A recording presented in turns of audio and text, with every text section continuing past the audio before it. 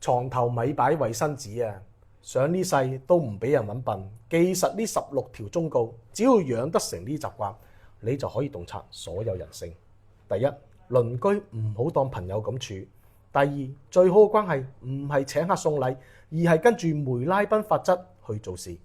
第三，咪可憐任何人，你擘大對眼睇清楚，可憐之人必有可恨之處。第四，飯局上咪勸肥嘅人飲酒。第五，屋企空住嘅屋咪借俾親戚住，請神容易送神難啊！第六，唔好同任何人講你嘅真實存款，切記係任何人。第七，唔好幫任何人做任何決定，成咗你未必有功，衰咗呢你係一定有錯。第八，微信運到計步程序最好關咗佢。第九，想拉攏一個人，經常要揾佢幫啲小忙嘅，之後再要送翻啲小禮。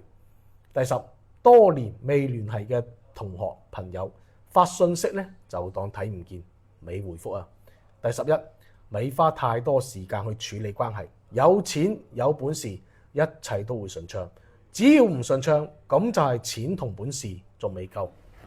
第12，朋友親戚屋企嘅細路再唔啱都未幫人教仔，教人哋嘅仔等於打人哋塊面。